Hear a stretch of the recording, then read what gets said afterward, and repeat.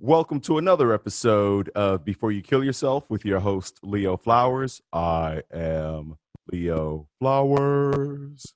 Let's take a pause for a second. Let's all take a deep breath. Feel where your feet are, or is, or both. And joining me today, we have filmmaker, producer, and now she is teaching Yoga Nidra. She has a new book called Radiant Rest. Tracee Stanley. Welcome, Tracee Stanley. Thank you, Leo. Thank you for having me. I'm super excited to have you on because I just discovered Yoga Nidra, and I often listen to it before I go to bed at night. It's different than anything else. I listen to Yoga Nidra meditations. It's so soothing. Can you talk to us about why it's so impactful and soothing for us? Yeah, absolutely. So first, maybe let's define Yoga Nidra. Yoga Nidra is often translated as the yoga of sleep, right? But it is this idea of sleep with consciousness threading through it. And it's really accessible and really impactful because it's done lying down in a supportive position that very much resembles sleep, but there's much more kind of going on as you're doing this. So most of the time you're listening to an audio and you're being guided by somebody's voice to systematically relax the body. And so one of the first things that we actually get to notice is what is the resistance that actually shows up when we're asked to relax, or we're asked to surrender, or asked to let go. There's usually so much that we're holding on to, whether it is things that happen to us in this lifetime, things that happen to us today, things that happen to our ancestors, that we're holding it. And we need a place, we need a refuge, we need a safe and brave space for us to be able to release. And, the beginning stages of Yoga Nidra practice, which are really more deep relaxation, actually help us to explore that.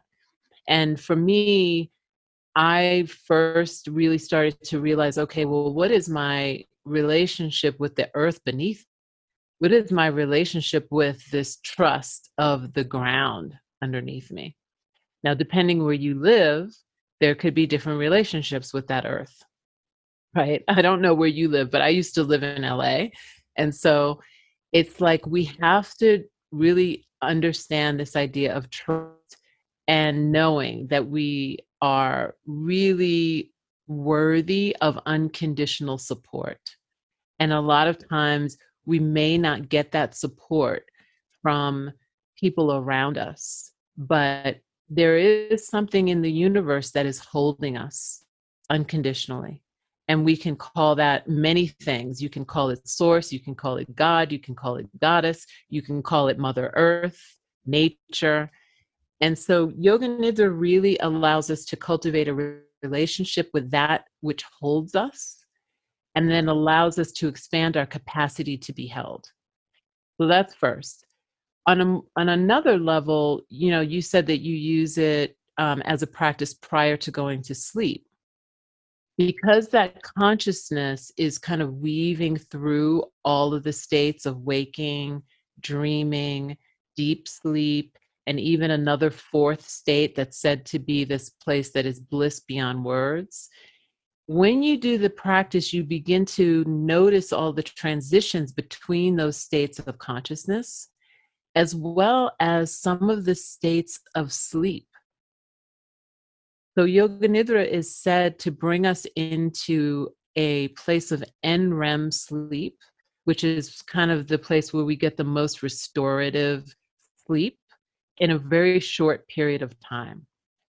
So I have never seen this actually proven in a research study, but they say that if you practice 20 to 30 minutes of Yoga Nidra, it can have the same effect of having slept for 4 hours, right? For 3 or 4 hours. And so that's what people really report, is that when they do these practices, they feel so rested, like they had a really good night's sleep. And it also helps people who have trouble sleeping to recognize the moment when the body is about to fall asleep, and to kind of make that conscious choice to let go into sleeping. Um, so it's an impactful practice, not only for our health, for our immune system, for us to be able to regulate our nervous system and stay in that parasympathetic rest and digest mode for some period of time intentionally. But it also has this like power that comes back with it when you are awake and in your daily life, that allows you to be more aware, more clear, more productive, because you're rested and you're clear and you're not confused and foggy. So that's a long answer to tell you why I think it's really impactful. I love that, and thank you for the long answer. Oftentimes, you're right that the first thing you mentioned was that you notice what resistance comes up for you, and where you feel stuck. And oftentimes, and tell me like your thoughts on this. There's sometimes where I'll actually stop in the middle of my meditation and write down some of the things that comes up for me. I think one of the sticking points for a lot of people is that they want to make sure they do it right. Is there like a right and wrong way, or is it really about making it your own? And what do you think about stopping and taking notes in the middle of your meditation to jot down what comes up for you? That's a really great question. So I'm a really big believer in practicing free writing after practice, because that is the time when, at least for me, when epiphanies or inspiration or creativity kind of descends almost seemingly out of nowhere. Because it's almost like when we meditate or when we practice practices like Yoga Nidra, we create spaciousness.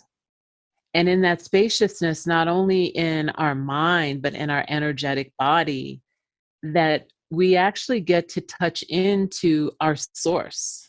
And our source has all this information and all this wisdom. So, absolutely, I think the practices are meant for us to touch into that creativity and inspiration. The problem is that we're so busy trying to do and get things done that the minute the meditation is over, we're usually running to the next thing, and we actually forget all of the wisdom that came with it.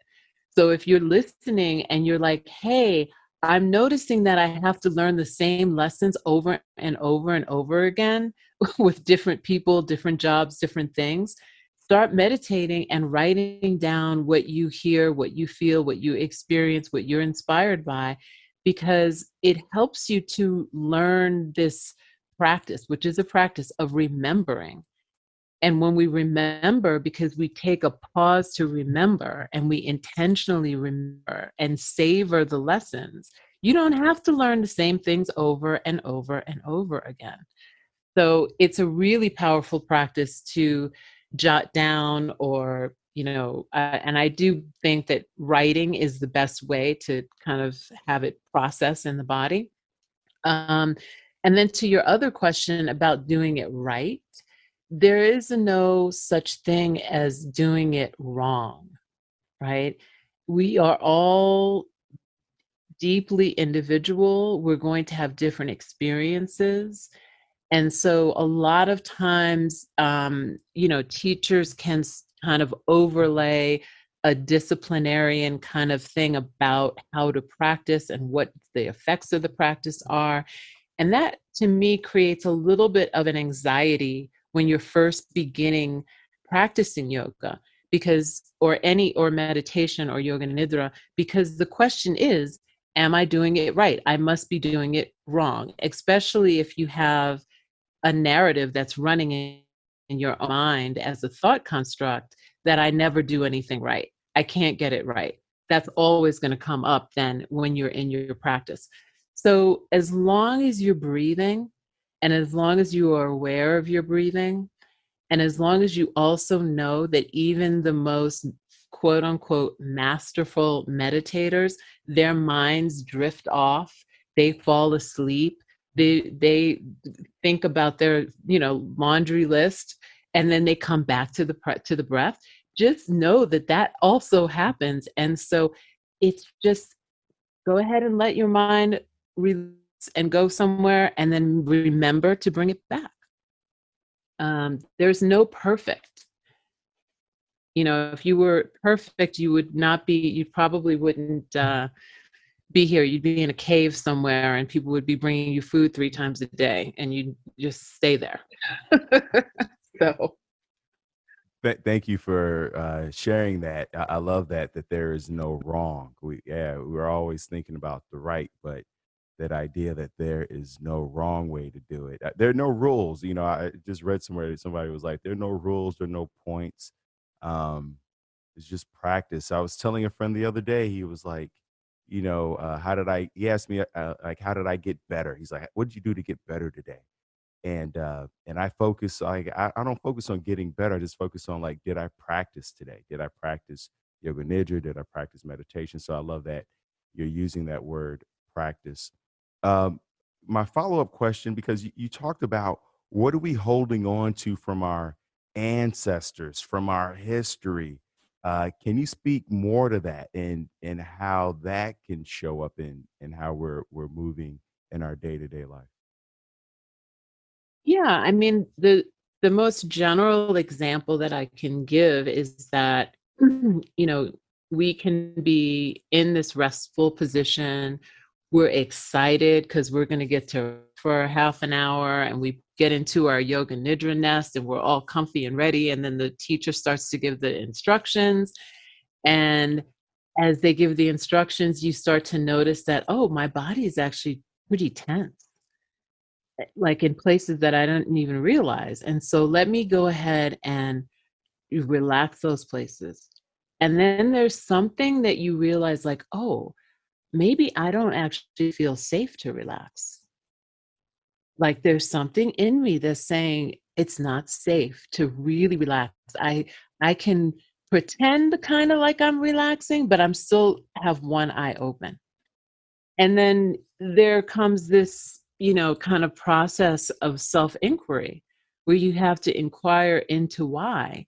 And I have many students who have said, I feel this fear, or I feel this pain, or or I've seen this memory that comes up that isn't mine.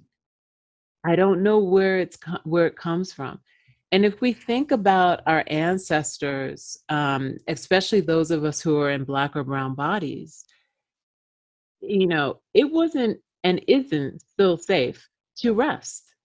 There was a time, hundreds of years ago, where your life depended on you working. And if you were resting, you might have been beaten or killed. So there wasn't this opportunity to rest. And so that is carried in the cells. And it doesn't matter whether you come from a Native American background, or you had relatives that were in the Holocaust. You were in, Ireland. We all have some sort of trauma from our ancestors. And now they're starting to prove scientifically that through the science of epigenetics, that this trauma is passed down. So if this trauma lives in our DNA, it makes sense that once we start to create that spaciousness in practice, that we may become aware of it, but we also have an opportunity to perhaps heal it. Because this is, especially with practices like meditation and yoga nidra, they are the practices of revealing what has been hidden. And a lot of times we don't have the opportunity to heal something unless we actually know it's there.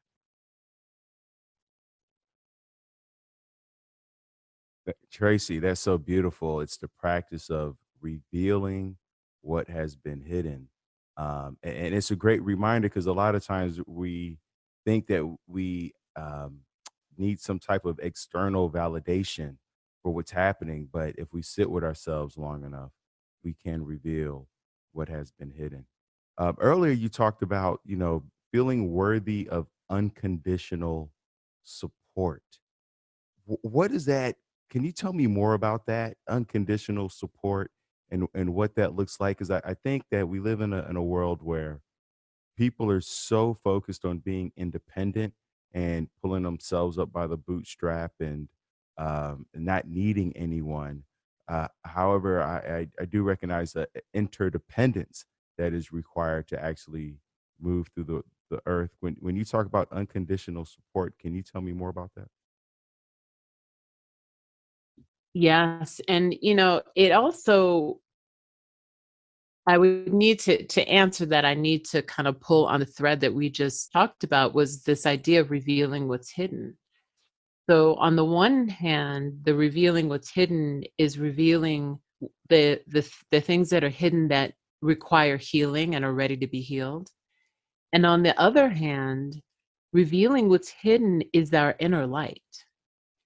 Is this light that is eternal, that is talked about in the Yoga Sutras. It said that we all have this inner light at the heart center, that is this place that is beyond all sorrow. It's beyond all conditioning, all external circumstances. It can never be diminished.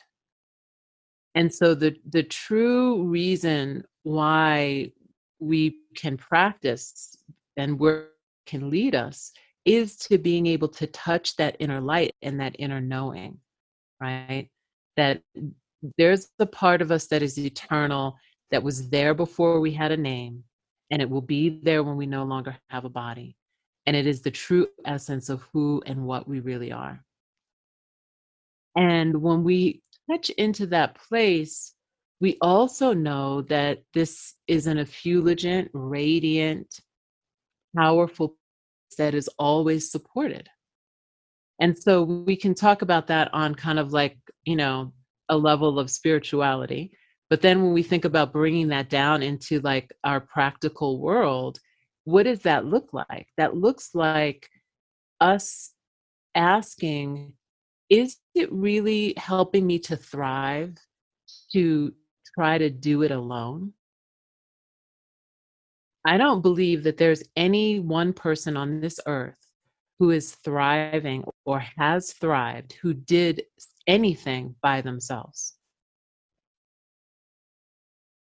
I would love to know who they are if they did, because it really requires us to be in relationship in order to be able to be supported. And that relationship can be relationship with source, relationship with your, God, goddess, all that is, whatever you want to call that source of, spring eternal of power and wisdom.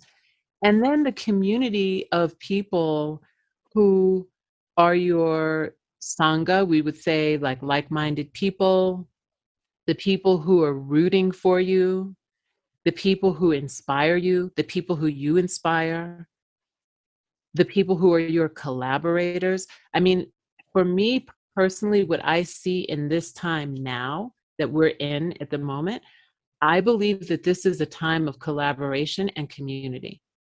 And the fact that we have been in a space or in a mindset that I can do it alone, I don't need community, I don't want to have the responsibility of other people, I don't want to collaborate, I want to compete.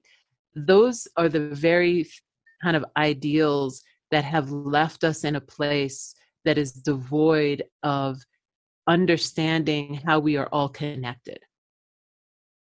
And it's our connection to, this is my personal opinion, it's our connection to everything that allows us to thrive. If you're disconnected from the earth and from nature, eventually you're going to sit there and go, well, I don't understand why there's these wildfires all the time.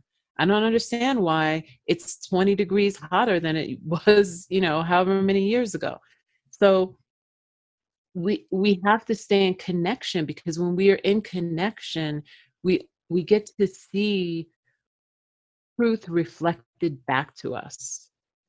We get to have people, I mean, you're a comedian, right? What happens after every set?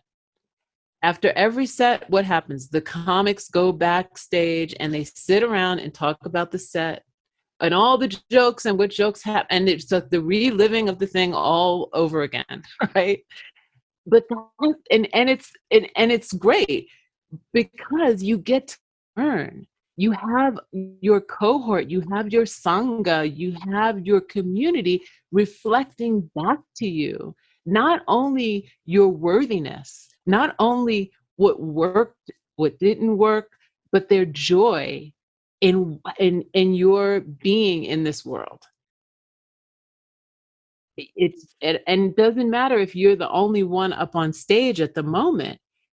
Every one of your cohorts that, or your guys or your gals or whoever they are that are standing there waiting to go, or whoever has already gone and done their set, they don't go and leave. They stay because it's a community, and that support, that those people are out there watching you and rooting for you. Maybe there's one that's competing with you, but for the most part, they're there holding you. They're holding you. That's community. I love that, the collaboration and community over competition, or instead of competition. And you're right. You do feel held when they want to collaborate with you and have ideas for what worked and what didn't work. And, because earlier you mentioned like how, being able to sit with yourself and how Yoga Nidra expands our ability to be held. And that's so important because there's a emotional holding that you feel from others. There's that emotional hug. And then there's also that physical hug, because I know so many people, because of traumas or whatever past experiences that they've had, have a hard time with touch. And so they can't even go get a massage or Reiki or acupuncture, or to have someone stretch with them. Can you speak more to how Yoga Nidra helps and expands our ability to be held, and in what different forms being held takes place? Yeah, absolutely. I mean, in Yoga Nidra, um, no one is touching you. That's first. Two is that there are many different ways in which you can experience the practice. So for some people, it feels vulnerable to lie down on your back. And so for those people, and also if you have any back issues, right? Or if you're someone who snores or coughs if you lay down flat, you can go and do this practice in a reclined position. You can do the practice facing the door. You can do the practice with your pet with you in the room, right? So it's like you said before, you can make these practices your own. You find the place that you feel most comfortable and most safe. And that's how you prop up your body. That's the place where you do your practice. So that's like number one. Um, and then, what I would say is there's this idea of energetic holding, right? Is that we the more we practice, the more we begin to become sensitive to what is called prana, or vital life force. It's like our own life energy. And that life energy actually extends beyond our physical body. So we can think about it almost like an energetic cocoon. And that itself is a holding. We have an energetic field around us that is a holding. And so the more we practice, the more we become aware of that energy and the energy system that is the subtle body, right? And the other thing is, again, back to nature, is forming a relationship with Mother Earth to understand that she can hold you, and really letting that be perhaps one of your first relationships with touch, because we're all being touched by this, whether we're laying on the earth or whether we're walking on the earth, we're all being touched by the earth. I And so love that. working, Oh, sorry. yeah. Go ahead. No, go ahead. It brings to mind. I see people hugging trees. It's a large part of Eastern culture. I see a lot of Asians. It's called tree hugging. And I saw it and I was like, "What is that?" And then I did it. And at first, you feel weird and like, I hope nobody sees me doing this. And then there's a moment where you just surrender and you give in, and it feels like the tree is hugging you back. Have you experienced that? I see you nodding your head. Yes, I've experienced that. I have my old house, I had a huge tree that was my tree hugging tree. And I've done that in the forest. And yes, so there's an entire system practice called, that I think it began in Japan, that's called forest bathing, actually, where people go to the forest and allow themselves to bathe in, and I'm not an expert in this at any means, so if anybody is like a master forest bather, forgive my interpretation of the practice, but it's like you're bathing in the energy of nature, which is rejuvenative and is holding and is literally unconditional. Because when you go in to hug that tree is supporting you, that tree is holding you, that tree is not asking you for anything in return. Now, as an offer of gratitude, we should be able to, because we have this kind of extractive culture where we take something and we don't give anything back, but we can give a prayer back to the earth. We can give an offering of water, or we can give an offering of seeds or something back to the earth, right? So the holding is a physical holding that does not need to be the holding of a person. It needs to be something, or should be, I think, something that we develop a relationship with, as far as what are the ways that I can be held? And that's a real question. That's like, for those people listening, is just sitting with yourself for a moment and say, what are the ways that I can be held? And then next question is, what are the ways that I resist being held?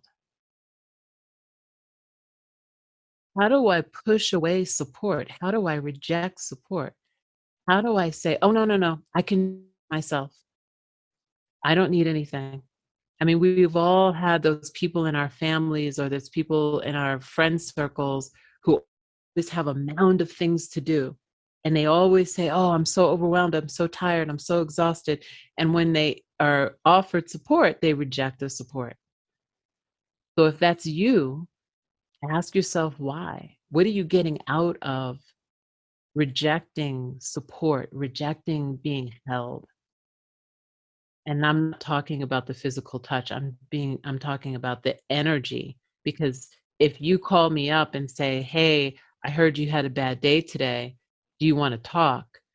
That doesn't involve any touch. It involves this energetic support, this support of friendship. Yeah, it brings to mind the idea that we always say, like, reach out and talk to someone. And earlier you mentioned sometimes we don't feel safe enough sharing how we feel with the people in our lives. And, that's where hopefully a therapist can be there, or the 1-800-SUICIDE, or 1-800-273-TALK, or Trevor Project, all those come into place. Um, for you to go from being a filmmaker, producer into Yoga Nidra, I realize I've been pronouncing it incorrectly or wrong, but there is no wrong. See, we just learned that today. Um, what was transpiring in your life? I would imagine that there were things that came up for you through your career that led you down this path of helping people find radiant rest. That's a great question. So, you know what? I was lucky enough to find the practice of yoga and yoga nidra right at the time that my career in filmmaking um, was starting. So I had a thing that was like a foundation of understanding what was really important in life, um, and what things could become obstacles in life. And when I say obstacles, I mean obstacles to thrive, to really thriving. Like, what does really thriving mean? Because when we're, in the Western world, we think, oh, you're thriving if you have this size house and this kind of car and this kind of this and this kind of that. That's thriving. And that's something that is aspirational, that we aspire to have all of these things. And what I remember being going to one of my first meetings at a producer of kind of famous producer's house, and this guy was very young, um, and going to his house, and the house was beautiful and it was big, and the Hollywood Hills, the whole thing, like everything that you would imagine. And this person was one of the most miserable people I'd ever met. I was like, this is not thriving. You have all the accoutrement around you, but you're not thriving. And I began to see it in different incarnations. I began to see, um, working with A-list actors, that, oh, this form of thriving is like you're an A-list actor, but there's the fear that that your next movie is going to be a flop. And that fear is creating this thing that makes you miserable day in and day out. And it makes you do things on the set and to the other actors and to the directors that are all out of fear. And because I was practicing yoga and yoga philosophy and creating spaciousness to be able to kind of see my own self and how I had my own fear around things, it was easier for me to see it in others. Um, and what I began to understand was that everything was energy. And even the films that was making were a form of energy. And so I'm simultaneously teaching and practicing yoga and simultaneously making action movies. And at the same time thinking, well, I'm not sure that another Steven Seagal action movie is actually going to do anything for the world. So I really want all of my life force to go into actually helping people to understand what real, true thriving means and is. And I tried at some point, once I had that realization, to kind of fuse the two together and to kind of bring in, philosophies and understandings and plant little seeds in films. And then I just realized also that not everybody has the same uh, desire for that. And if you're making a film because it's a collaboration, right, and it's a community of people, if everyone is not on the same agenda, then it doesn't work. And so I decided to kind of transition into a place by opening my own studio where I could actually have a community of people who were interested in that same thing. And then that just became so much more fulfilling than making the movies with the people that I was making them with, that I started to slowly transition um, out of the filmmaking. And, if the day comes along that there is a project that feels like it's in alignment, that would be a different story. But at the moment, I am very much enjoying being with people who really want to thrive and really want to live a life of purpose. I love that. I think that a lot of people are struggling because what they what their values are and what they're practicing are not in alignment. And I recognize that in my stand up actually, where this quarantine, I realized like I used to do a bunch of like social political jokes, and I still have some in there, but I was like, I don't want to have these conversations out off the stage. And it made me realize that I don't want to create anything that I don't that I feel is separate from who I am and what I want my life to represent. And so it's made me become, or I don't want to say made me, but it's made I've become more aware of the need to be more introspective and to dig a little deeper into who I am and my motivations and my values so that I can communicate it better on stage and through my art versus letting the external dictate what I was expressing. Now my comedy is driven from an internal source versus an external source of like news and media and what's going on in the world. And I find that it's much more powerful presenting it that way.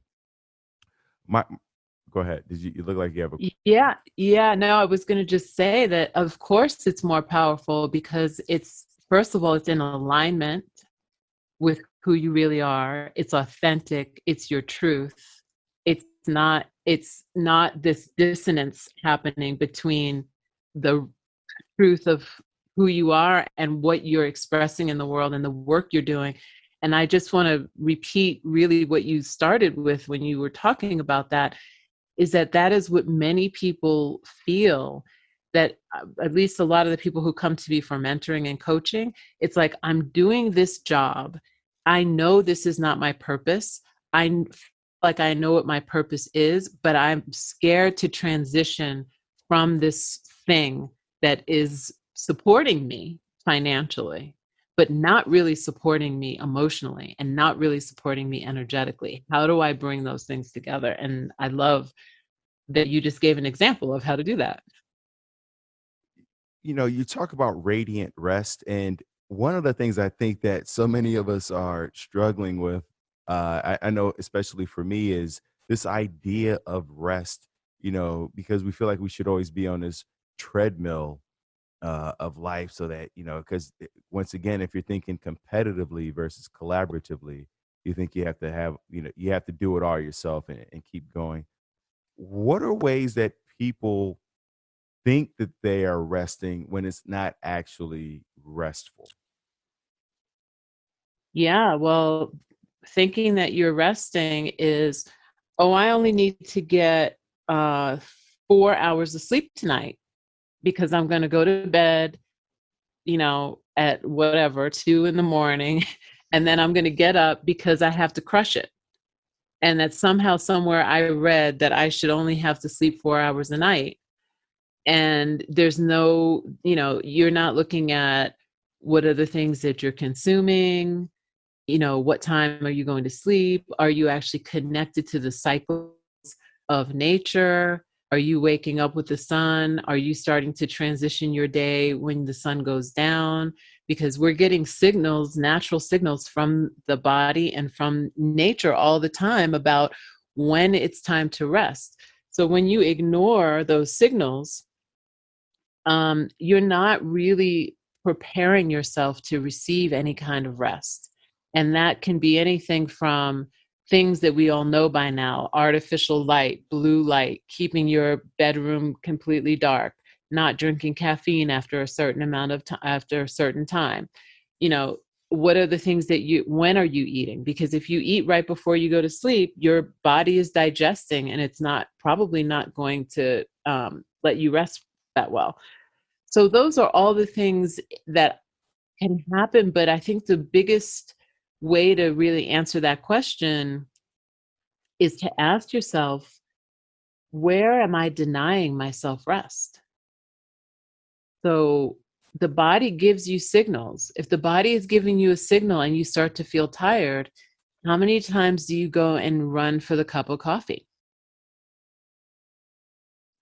So instead of the cup of coffee that's going to take you probably 7 minutes to go and make the coffee, why not just lie down and just practice diaphragmatic breathing, inhaling 4 counts and exhaling 8 counts, and just setting a timer or just kind of knowing in your mind how long 7 minutes is. That's all you need. And then you can, also look at how are the ways that you are distracting yourself and wasting time. So we sit here and say, "Oh, I'm so tired. I don't have any time to rest." But then you're spending, 20 minutes on Instagram playing a game. So what's more valuable to you? Another possible 10 to 15 minutes of rest or playing the game and looking at Instagram?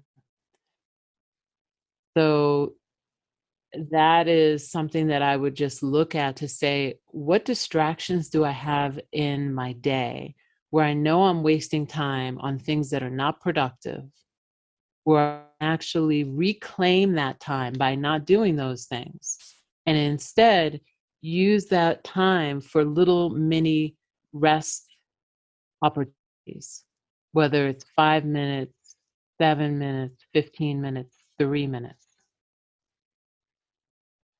I love that because what I've actually practiced is I train clients in the morning, then I have coaching clients in the afternoon, and you're absolutely right. Taking that a 5-minute break in between each is so rejuvenative versus being on my phone or watching TV or what have you.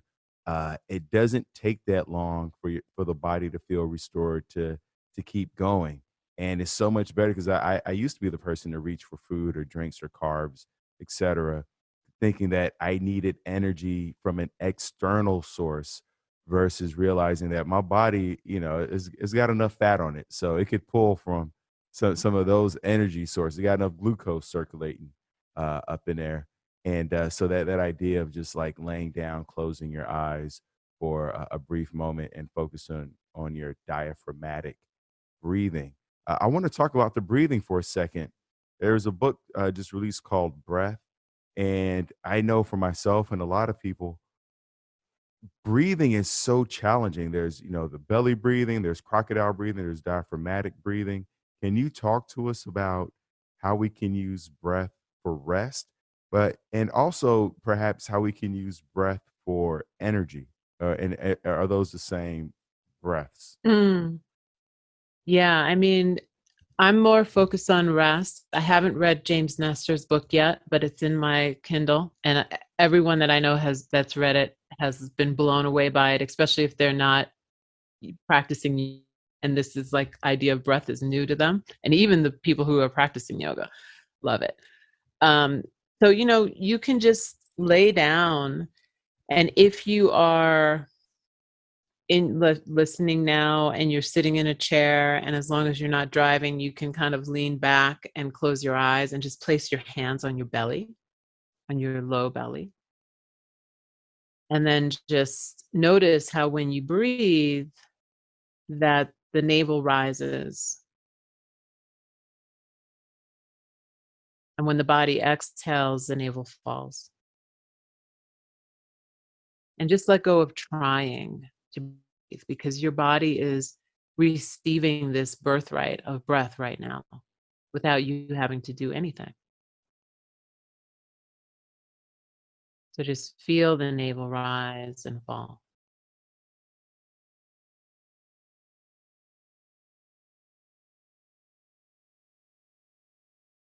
And now just begin to feel as though you can allow the breath to become even. So you just gently begin to shape the breath so that the inhale is a 4 count and the exhale is a 4 count. So I'll count it out for you for the first 2.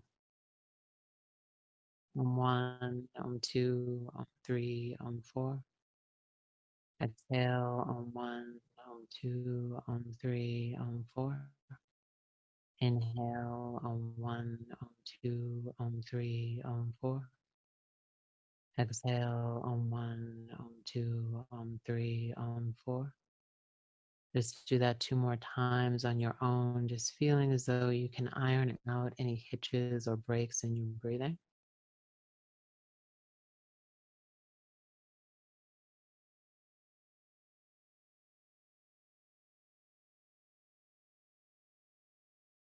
Now just naturally let go of the counting, but just feel the evenness still in the breath. And feel the shoulders release and the jaw release, the tongue release away from the roof of the mouth. Feel as though every exhale is an invitation to surrender into whatever it is that is supporting you right now, whether it is a chair or the bed, the floor. And as the body inhales, you feel as whatever that support is literally rising up to hold and cradle your body. And as the body exhales, you soften, the body gets heavier.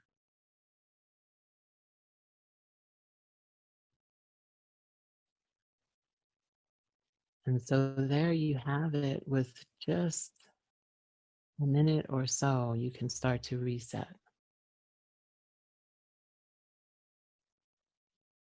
And you can feel that relationship with what's under you, right? And how it's rising and holding. And then you can trust to slowly let go. Tracee Stanley, that was beautiful. And you read my mind. I was like, can we do a yoga nidra during this? And you went right into it seamlessly. So thank you for that moment of rest. Is there anything from your book or from your experiences that we haven't talked about that you think would be of value for people who are needing radiant rest? Hmm. What I would say is giving yourself permission to rest. It's all of our birthright. And the world has been constructed to really rob you of that birthright because it is continuously giving us the message that everything that we need is outside of us. And so if everything is outside of us, we have to run to grab it before the next person grabs it. Because the other lie is that there's not enough, that there is this pie that is only this big, and that if you, Leo, take a piece of the pie, that means there's less for me. So I have to keep going. And that's a lie. The Last universe is abundant. Yeah, go ahead. the last question I ask this of all my guests, because I always imagine there's one person who may be listening in who's on the precipice of wanting to end their life. Before you kill yourself, what would you say to them, Tracee? What I would say to them is take a moment to remember joy and laughter in your life, just one time, and know that that still lives inside of you. It hasn't gone anywhere. Thank you so much, Tracee Stanley. Thank you so much, listeners, for tuning in. I'm going to put a link to Tracee Stanley's book, Radiant Rest, in the show notes. Where can people find you? They want to work with Uh, oh, thank you for asking that. You can find me at radiantrest.com. You can also find me at Tracee with 2 E's, yoga.com. And all the things are there. you. Love it. Thank you so much, listeners, for tuning in. Remember, this podcast is not a substitute for you going to seek help. Call the 1-800-SUICIDE or 1-800-273-TALK. There are a number of international suicide hotline numbers in all of the show notes. You can talk, you can text. There's the Trevor Project. There are domestic violence projects. There are also financial support services listed in all of the show notes, as will be Tracee's book, Radiant Rest. There will be a link for that. You can always go to thrivewithleo.com for one on one coaching with yours truly. Let's get to tomorrow together. Thank you so much, Tracee. Thank you for having me, Leo. Much love.